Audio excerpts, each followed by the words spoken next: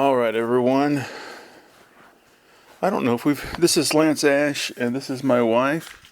Bonnie. And I don't know if we've done a post-election show or not. A week ago today. Nothing but worry. Yeah, nothing An but. apt title. Yes, because it has been nothing but worry. A week ago today, we were actually in our cottage on our vacation. We've already discussed that. And anyway, it's been a rough week. And I tell you, Tuesday night at work, when it became evident what the situation was going to be, I really felt like somebody had punched me in the stomach. I felt like I'd been just slapped with a cold, wet fish for hours and hours and hours. And then I went on my lunch break. My wife Bonnie always makes me something really, really good for my lunch at work. And breakfast. But I always have something I can, feel good eating at work. She always makes me a yogurt parfait and then something else. I always eat the yogurt parfait on the first break and then the remainder of the lunch on the actual lunch. I'm eating my lunch, and I guess it was the food. Oh, I know what it was. It was the potatoes, because potatoes release endorphins. And I started to feel better because I began to realize that it's not all bad, and something good will happen. The universe is in balance. Something bad happens over here, something good will happen over there. Bullshit. I'm calling bullshit on that. Okay. Anyway, so I'm not dead yet. I still have the energy to fight. So anyway, I started to feel better. And then I felt worse again the next day. But back and forth, I'm starting to realize we're back where we were 8 years ago, only worse. We're just going to have to just tough it out, and we're going to have to fight even harder than before. So that's my introductory statement. What do you have to say, Bonnie? This is not 8 years ago. We didn't know what we were getting into 8 years ago. This time, Donald Trump won the popular vote. And everybody has seen him on the world stage as president, as a candidate who lost, and they knew what they were getting, and they voted for him anyway. This is who we are now as a nation. Well, half of it's anyway. Yeah, well, no, as a nation as a whole. This is our destiny. We are a bunch of racist, bigoted, misogynist, anti-science assholes. Christian rednecks. Christian nationalist, white supremacist assholes. And it's really funny. I've been listening and reading all this stuff all week long about, well, maybe if you hadn't called this bigoted and misogynistic and blah, blah, blah. I'm sorry. Are you offended by the fact that we are actually calling you out for what you fucking are? Because, those kind of things are bad. And somewhere along the way, people began to normalize this sort of hatred, this prejudice, this bias, this bigotry that has been embraced and amplified by the Republican Party and Trump as its head wizard. Well, I think there are 1,000 different things you could say to use for explanation about why this happened, and I think there's... Oh, I've got some ideas about why. But my thing, I always fall back on Christianity. Because, and people go, oh, but you blame me. Christianity is not about that. Christianity is about love. No, it isn't. It's about mind control. And it's about fear of death to the point that you hate life. And they don't realize that the ultra wealthy are using their religious beliefs to control them, to get them to vote the way they want to. And they've been set up for it. Because the preachers tell them, you don't have to think about anything. You don't have to worry about anything. They're completely against critical thinking. They think you should just have faith in something and blindly follow and never question. Just sit there and absorb what the little keynotes of the sermon are, and no need to question what it says, what it actually means, what the rest of the Bible has to say, or how it works out in reality. These people are taught just to follow blindly. They revel in the fact that they have a shepherd, and they are the sheep. Long time ago, William F. Buckley said that he could define conservatism very succinctly. He said conservatism is standing athwart history screaming stop. And that's, you can see why conservatism has become more and more popular in a world that is changing so rapidly that you can't keep pace with it. You can't keep up with what the changes are. And there are so many changes happening that you're afraid. And what's funny is, who is in league with Trump? Elon Musk, who is the very embodiment he is the very embodiment of proponing, I don't know the verb for that, proposing or pushing change, further and further technological change. Let us implant a computer in your brain. You know, and they're going to go along with that when change is the very thing you're afraid of. You know, they see more and more people dressing how they want. They see more and more people using language in ways that they it was never used before. They see countries out there that were always shitholes that are now emerging technological powerhouses, and they're afraid. So they say, what do we do? This man says, I'll make it all better. All you have to do is follow me, and everything will be fine. Okay, follow you then. So a moment ago you mentioned how rapidly things are changing, and that has translated into the way that people absorb information. We get these snippets, these little headlines, we get memes, we get Instagram post or Facebook post, we get TikTok videos, Twitter bits, and everything is absorbed quickly, and there's no depth to it. You just accept what is quickly fed to you, and you run with it. You go, oh yeah, that's it. It appeals to me. That's tasty. I'm going to take it in. And a moment ago I mentioned the lack of critical thinking. Too many people get their news from these quick headlines. They don't bother to look, number one, at the source, number two, at the content in any depth. They don't weigh what the information is within an article.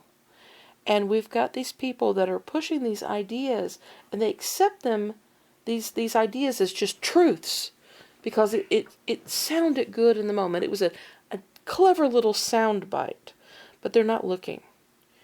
The thing that pissed me off this week was listening to Jonathan Pye. Normally, I like his sarcastic approach to covering American politics. But one of the first things he said was, Kamala had no policies. And I'm like, excuse me? The policies were clear. On one side, you had the Republicans and Project 2025 and Agenda 47. On the other side, you have the Democratic platform. And if you look at those two things in contrast, they are at completely different ends of the spectrum. There is no comparison. When you've got one group that supports public schools and the other part that wants to basically do away with the Department of Education, They want to have school choice for everyone. They want to have prayer in schools. And then you look at other aspects. Democrats are pro-union. They believe in raising the minimum wage. No way on the Republican side. They believe in union busting. They believe that people just should work for whatever they can get. They don't have to have any job protections. Let's look at the medical situation.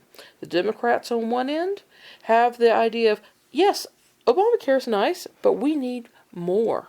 We need a national health care plan. On the Republican side, they're like, let's do away with Obamacare, the Affordable Care Act. And in doing that... And replace it with concepts of a plan. Oh, but it's more than that. The Affordable Care Act protects people with pre-existing conditions from being denied insurance or for being offered insurance at such exorbitant rates that they can't realistically afford them.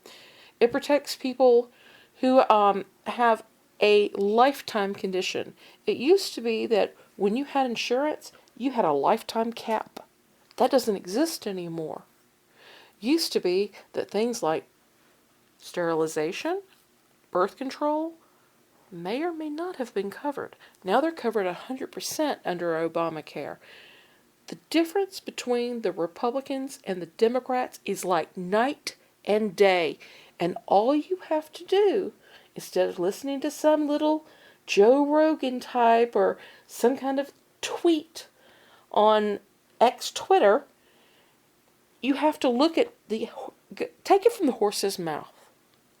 Go to the sites, the Democratic sites, and go to the Republican sites.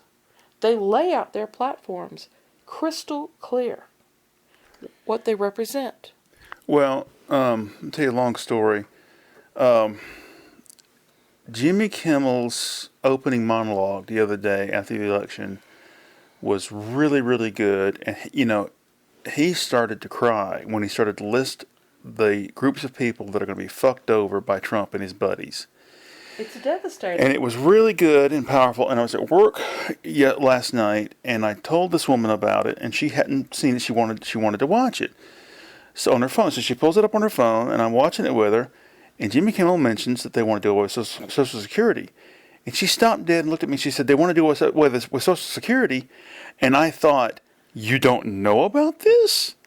And I just thought, where have you been getting your news?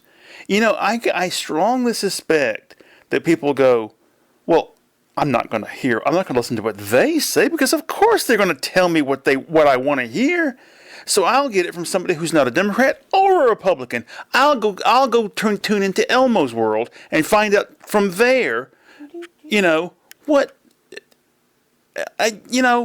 all I have to do is listen to Trump's fucking voice, listen to Ted Cruz's voice, James Comer, any of these fuckers. I hear the voices. They're on the mainstream news.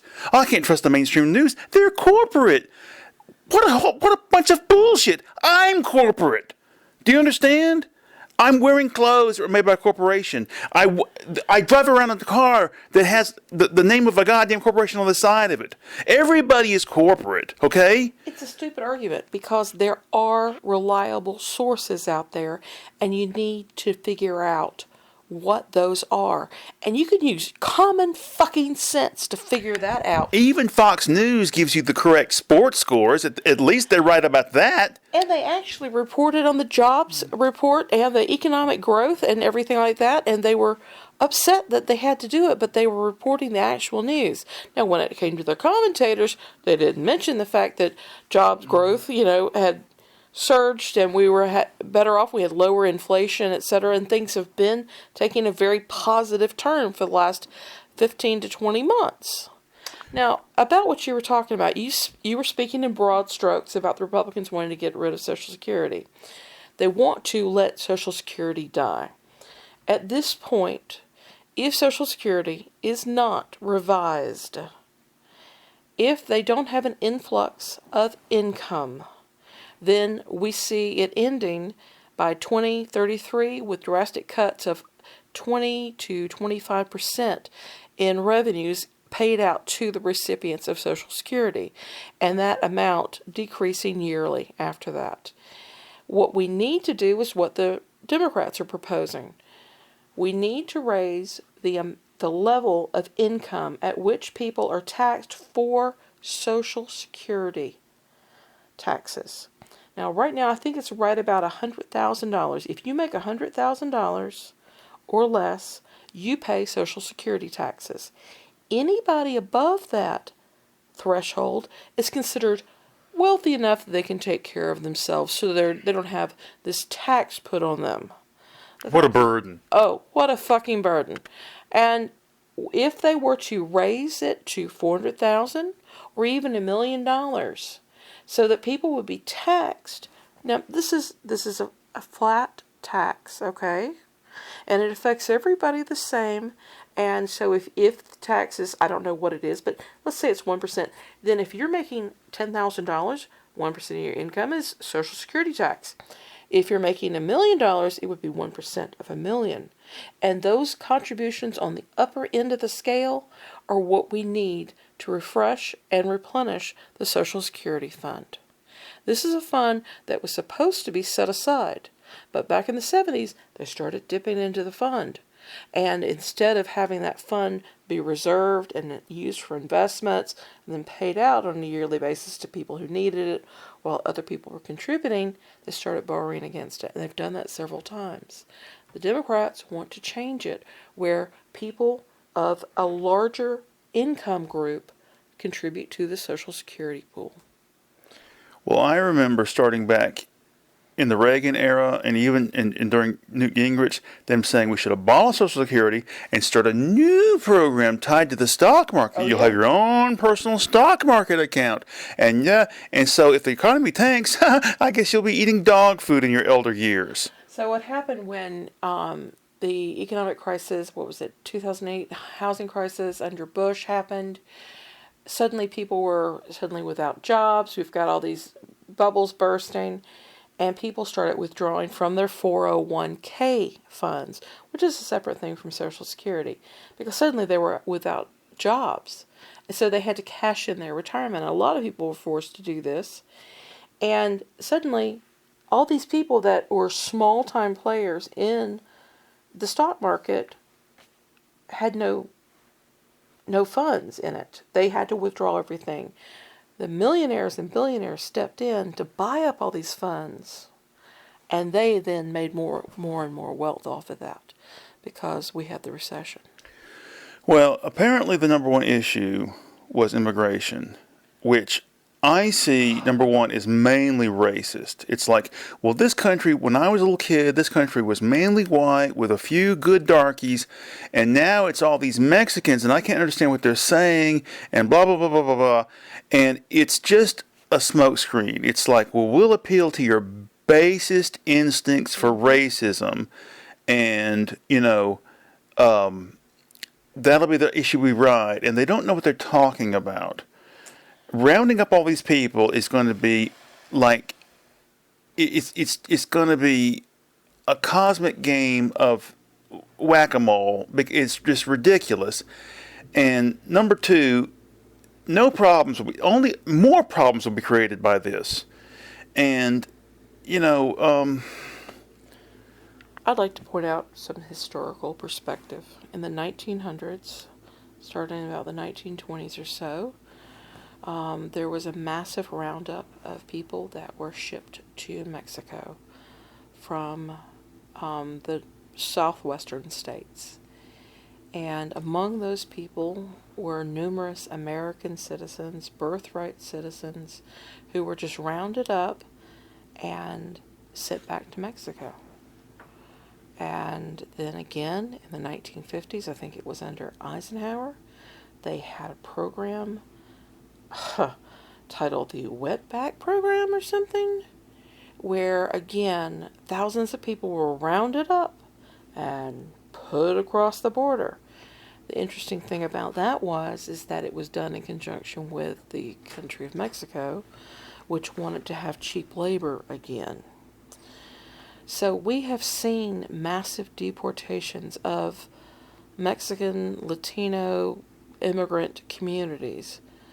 And we've also seen roundups during World War II of people who were relocated with the Japanese internments.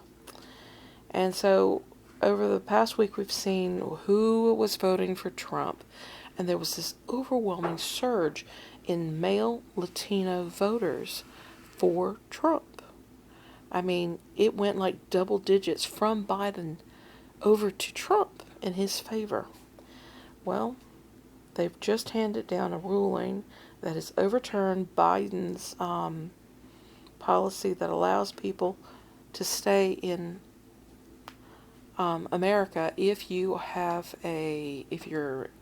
family, married, etc., and your spouse is a citizen and you are not. The policy has become that you are supposed to go out of the country, apply for the citizenship, and then get approved, and then come back to America. Well, Biden said, that's just not fair. Let's keep families together. Well, Trump-appointed judge today blocked it. And this guy was a nightmare. Law groups said this guy is so prejudiced, he's got all this bias, etc., already established, and yet they went ahead and put him as I think it's a federal judgeship in Texas. So he has blocked that, and now all these Latino men who voted for Trump are probably going to see people that they know no longer protected under this rule under the Biden administration. It's just the beginning. Yeah, and the thing is, I'm not 100% worried about it. I'm only 50% worried about it because I think they're only going to be able to achieve about 50% of what they wanted. Because, I mean, like, say people... Money and logistics apparently are going to be a nightmare. But Trump said that is his number one thing. And the thing is, I don't even think Trump gives a shit. I think he knows, well, this appeals to these ignorant goobers over here, and if I appeal to them, I can get back into power. Mm-hmm. I think he watches so much television that he knows what the average, mudflap goober thinks and wants. I just think he wants raw naked power and mm-hmm. the assuagement of his own vanity. He wants to be a strong man like Orban or Putin. Well, and more to the point, I think that these Christian fuckers, they want a strong man. Mm-hmm. They look overseas and say, look at that man over there. Look at him crushing the press. Look at him crushing the long hairs. Look at him kicking out the brown skins. Oh, if only we had somebody here to do that. Give us Saul, give us Saul.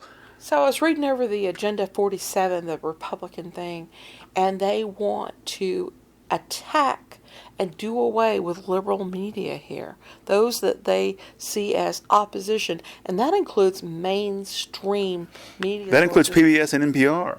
Yep, and the Washington Post and the New York Times, LA Times, a number of other things, Detroit Free Press. They want to go after these people, and this is in the Republican platform. Don't tell me the Republicans and the Democrats are somehow or another the same. They are not. Well, Bonnie, I've discussed this, and this won't happen because of let me make it clear. I don't hold the Democrats as to be paragons of virtue. Hell no. They are wrong on so many things, and they are full of shit on so many things. And let me give you an example. The Palestine thing. Bonnie and I both think that will be a good fuck you to the GOP and all the He-Man woman haters out there is for Biden to have resigned the very next day and let Kamala be president for 3 months just to piss them off. Steal Trump's thunder. Yeah, and then she's been president. She's been the first woman president. A black woman president. And not only that, Trump spent the last 4 years on campaign, holding constant rallies, holding constant gripe and complaint sessions. Let her do the same thing. No. Let her take executive action. Let her act out the way that the Supreme Court has said that presidents can do, with basically unfettered power as long as they're acting in their capacity as president. Let her issue executive orders protecting things like red flag laws. Let's say red flag laws. We've got this guy down in Maxie's here that held up his family at gunpoint. True story. And they went, defused the situation, but the guy got to keep his guns. Over in Winder, there was a kid. He made threats, but they got to keep the guns in the house, so he went up, and 9 people were shot, 4 of whom died in a school shooting. Red flag laws. Let her go ahead and make executive actions protecting and enhancing Social Security. Let her go ahead and make laws protecting Head Start. Well, the point you're saying is executive action, and then when they undo it, they have to say, well, we're undoing... Yeah, what are you undoing? Well, we're undoing the Help the Children law. Oh, why are you doing... Yeah, they want to get rid of the CHIP program for that's Assistance Children's Health Care Insurance Assistance. They want to get rid of Head Start programs. They want to get diminish the number of children who receive free school lunches. Make it so that you do all these individual executive orders that say, we are protecting such and such. We believe in enhancing such and such. We're calling for these improvements. So when day one happens in the Trump administration, he goes, well, I'm issuing an executive order that we're going to undo Head Start program funding. And it would make them look like assholes. No, well, if they did that, they would change it. Well, aren't you undoing Head Start, or aren't you undoing the free breakfast program? Oh, no, we're enhancing it. We're changing it from, giving children free breakfast to giving them Bible time, because the Lord's Word is nourishing too. Let me spew. Oh, shit, I had something in mind. Oh, sorry. What? I made you lose your thought. Oh, fuck, I forgot what I was going to say. But anyway, I know what it was. Under George W. Bush, after 9/11, Congress granted him broad, sweeping powers to do whatever the fuck he wanted, all in the name of national security, and you don't have to provide any evidence because the evidence is top secret, ultra classified. So have Kamala take over as president and go, well, I have received secret information that's above, I can't release it to the press, but I have absolute proof. I have absolute proof that Trump has acted in collusion with Putin's government, and he's a secret agent I can't tell you what the secret information is, but I'm having him arrested and deported to a black site somewhere in Algeria. That is a dream that we would love to have happen, but it's never going to happen. It would never happen. The Democrats don't have the balls for that kind of thing. The Republicans would. Yeah, and they're actually talking about doing that. Letitia James and Kathy Hochul, Attorney General of New York and the Governor of New York, came out this week saying we are going to fight Trump and his incursions.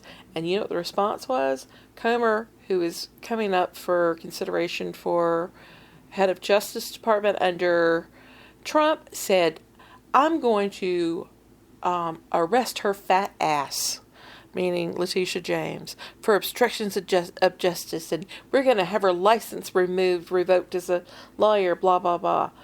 And I'm like, if somebody had said that as a Democrat and they were up for a position, they would be immediately removed from all consideration for any kind of cabinet post, administration post, etc. No, these people, it's their way to get into the running. They say this shit that is prejudicial, and it guarantees the Republicans are just going to eat him up. Yes, let's put him in power. Let's give him power. And that's another big difference between the Republicans and the Democrats. Yeah. It's amazing. I look at my parents, the way they've changed over the years. When Reagan was running the first time, my parents were both postal employees, both children of people who had made it through the Depression and so forth, and they benefited from FDR's programs. They were raised Democrats, and they voted Democrat. They're both union members. They voted for Carter the first time, and they both voted for Carter against Reagan. I remember telling my mother, because the school had told me to go home and tell my parents this, now remember, you got to vote for Reagan. And my mother said, Reagan? He wants to privatize the post office and I'll be out of a job. Now, flash forward 20 years or so. Oh, Reagan, oh, Reagan. The Democrats were all a bunch of, fag coddlers and, oh, we can't do, and, And then forward another 20 or 30 years, and now we've got the Republicans that are coddling guys who fuck porn stars and call people all these names on stage and Project 2025 wants to ban pornography and imprison people who make it. And yet, somehow, the porn actor who owned Peanut the Squirrel, he's somehow a right-wing hero. Now, I don't understand this at all. I say go ahead and ban porn because it would piss off the incels who came out in force for Trump, because that's the only sex they get. That's it. So take it away from them. Well, I don't have a thing against porn. I'm just saying doing it to piss off the incels. Yeah, I don't know what. I mean, I just can't allow myself to give way to despair. Because the thing is, we have to get our shit together and start aiming for the midterms, retake Congress. And if we're allowed, I'm sorry, if you voted Democrat in the last election, you're not allowed to vote this election. What gets me is we went down to the polls, the four of us in our family, in our household, and we had 2, 3 selections, 4 maybe selections of Democrats versus Republicans. And then there were 8, 10 uncontested races held by incumbent Republicans. There was nobody running as Democrats. Nobody. I feel threatened living where I live because we do. if you put a Kamala Harris sign in your yard around here, the police won't come to help you. You could clearly get your ass kicked, and you can get your house burned down. Yeah. I remember years ago I was working at the bank with this woman named Sandra who lived here, and she was a white woman. She was divorced and had custody of her daughter, and she started dating a black man, and they were known in the community as an interracial couple. And she woke up one night to have a cross burning on her fucking front lawn, and one of the guys from the bank had to go out and calm her down and help her with the police and stuff like that. But they did nothing at all about it. I mean, this place is so crazy. We live inside the city limits where we're at, and they have dove shooting, I think it is. Dove season opens at Labor Day weekend or something. And for a while, we were literally in the crossfire of these people, and we were calling the cops, and they just didn't give a shit. Well, it's dove season opening. I'm like, what? There was a guy driving down the road, one road over, who had his window shot out in his car, and they're like, oh, it was just hunting season, we're not going to do anything about it. And then there was one night where Big Fat Mike was still sheriff. The guy was so fat he literally had to turn sideways to come inside the front door of our house. And I called to report all these idiots that were just going crazy, shooting off guns one night at some crazy party. And his response was, oh, they're just good old boys having a good old time. I just remembered something. Years ago, I predicted that there would one day be a thing called Christian porn. And it would be regular porn, but it would start with a disclaimer on the screen saying, we have affidavits on file. The people in this film are married to each other. And I think that's what we're heading for. Well, this porn is legitimate because these two people are married. And we've made this film for other Christian couples who may be having trouble getting a boner. And, Big Pharma, that's evil. But if you get a boner from watching another couple have sex, well, then that's legitimate. It's like going to the zoo and watching gorillas have sex. Oh my God, which we actually saw once, remember? Yeah, so maybe that's what it's about. We don't have a problem with the Peanut the Squirrel family because they're actually married. Or maybe the guy wears a shoulder holster and a Magnum 45 while he's having sex, and therefore it's okay because it's, and that's the sex toy they use. it's gun fetish, gun porn. True homosexuals. And he wants to the environmentalist. Well, the environmentalist is a word we use for people who care about the fucking environment. Another thing that I noticed that was a striking contrast between the two platforms was climate change denial and then pro-science looking for eco alternatives, positive alternatives to coal, gas burning, etc. Oh, God. And now Trump wants to put RFK Jr. in charge of FDA or Health and Human Services or some such. The guy's an anti-vaxxer, for God's sake. He wants to take the fucking fluoride out of water. What was How I Love the movie, the famous movie with Peter Sellers? Dr. Strangelove. Yeah, where there's this big spiel about fluoridation and such. Yeah. RFK Jr. sounds that fucking crazy. And I want to bring up another thing. I think I'm done. Now, this sounds like being a hypocrite, basically, from what I said just earlier. But I think I'm done with listening to people blow smoke up my ass, giving me false hope. Because almost everything I saw in the weeks leading up to the election and the days leading up to the election was like, well, don't worry about it. Trump's going to lose. It's a sure bet. We have a lock on this. Michael Moore, the day before the election, Michael Moore came out and said, "Oh, don't worry about it. He's done. He's finished. And here I am, left holding a deflated balloon, and I just. Another thing I kept hearing over and over again this week was, well, we were concerned about the price of eggs. The price of eggs. The price of eggs is so much more than it was 4 years ago.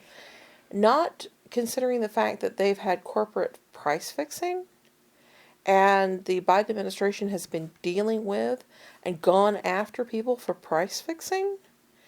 And there was a merger between Kroger and something else earlier this year, and they admitted under oath that they had colluded to fix the price of eggs, bread, and milk. And these people are going on about the price of eggs, the price of eggs. And my thought was, you sold your soul for the price of eggs, for a dozen eggs. You thought that it was okay to vote for this hate-filled monster, this egomaniac, this selfish, idiotic buffoon with serious senility issues who did nothing but belittle immigrants and women, any type of people of color whatsoever, including Gold Star families and prisoners of war and people who had served and signed up in the military. You were okay with him being that much of an asshole because of the price of a dozen eggs?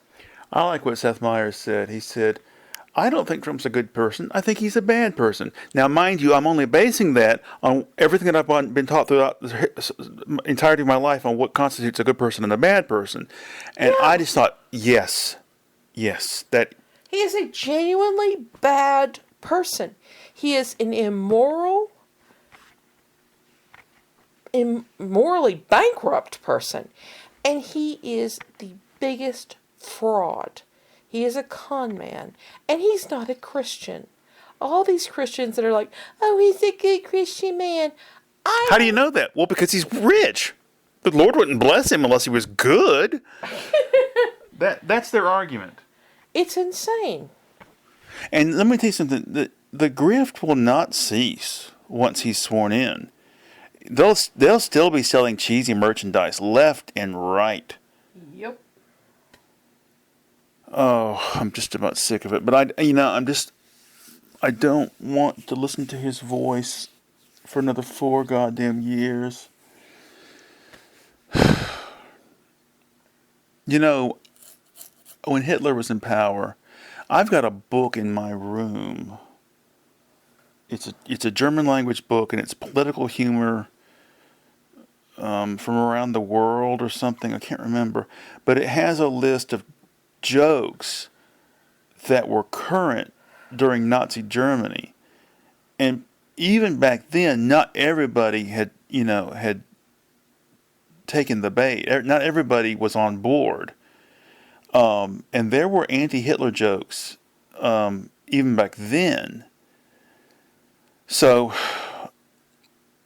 sort of humorous resistance is still available, is still an option.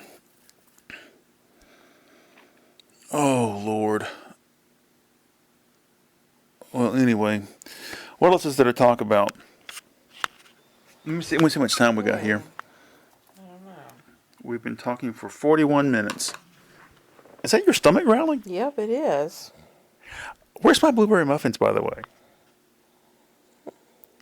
This bitch not cooking. I'll make some a little bit later, okay? Let me see if there's anything on my... Last I checked, the butter was still not room temperature. That's fine. I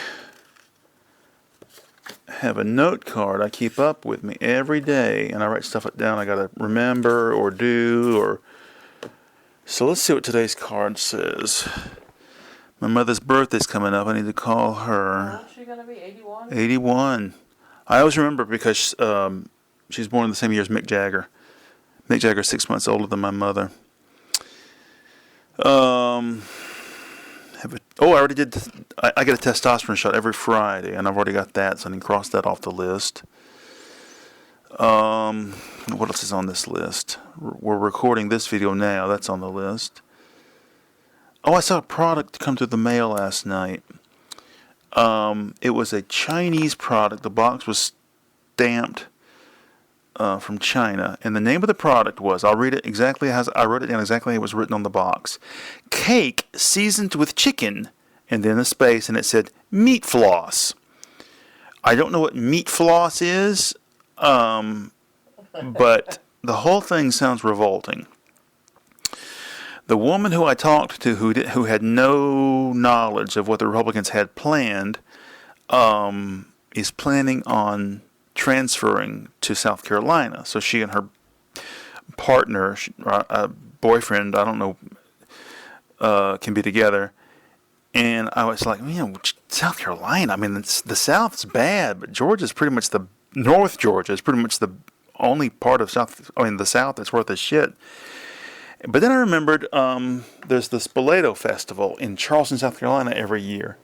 And I haven't heard of it in years, so I got Bonnie to look up, and it's still going on. I wish we could go, but we've already burned up our vacation allowance for the next 23 years. It'll be another 23 years before we can go on another vacation. Oh, Lord. But Bonnie was reading off the featured attractions this year, and it looked like they had really dumbed it down. Spoleto used to be dance and orchestral music and traditional performance and all this stuff, and now it's they've decided to include rap and breakdancing and clogging and I don't know. There were some good things like Angelique Kidjo. And we missed Yo-Yo Ma once again. Wow. Okay. I'd love to see Angelique Kidjo. But now it's kind of like Pro Medicine Show. I was like, really? That plays at the Georgia Center here once a year. I can imagine them having a contest. Which monster truck can spew the most toxic fumes into the atmosphere? It's not gotten that way. Yeehaw, folks! Billy Bob made a stadium full of smoke. No, it hasn't gotten that bad. These tickets are still $25 and up, but they had a donor who helped offset costs this year. We could camp on the beach instead of getting a hotel room. Foley Beach? I don't think so. Mm-mm. And yeah, we're getting a hotel room or a house with a proper bathroom and everything. Well, I don't know what else to say. So I'm looking at this Agenda 47 thing. I swear to God, it says U.S. attorneys who will be the polar opposite of the Soros district attorneys, referring to a business conspiracy theory involving George Soros. Well, that's another thing. If Kamala was president for conspiracy theory crap in the Republican national agenda. yeah. That But shows you know, how absolutely apeshit these people are. if Kamala became president now for 3 months, she would be the 47th president. And all of the merchandise they printed up to say 45-47 would be worthless. Oh, that would be great. That Yeah. alone. That would be fabulous. They stole his number from him. He was going to be 47. Now he's Maybe 48. we'll get lucky, and all of Trump's predictions that Joe just can't do it anymore will come true, and he'll just... That is something to look forward to, because within 2 years, maybe, Trump is going to be basically blithering. just a blithering idiot, wandering around, drooling from the mouth, and spewing out. Remember how they had to prop up Reagan towards the end, and they were just like, okay, go out and give the speech. Okay, I'm going to give the speech. But he could not think on his own. He could not take questions. Yeah. Oh, it's 9 o'clock. time It's time for for our chocolate. pills. All right. So we'll talk to you next week and tell you how we're holding up at that time. So that's it, everybody. Bye bye.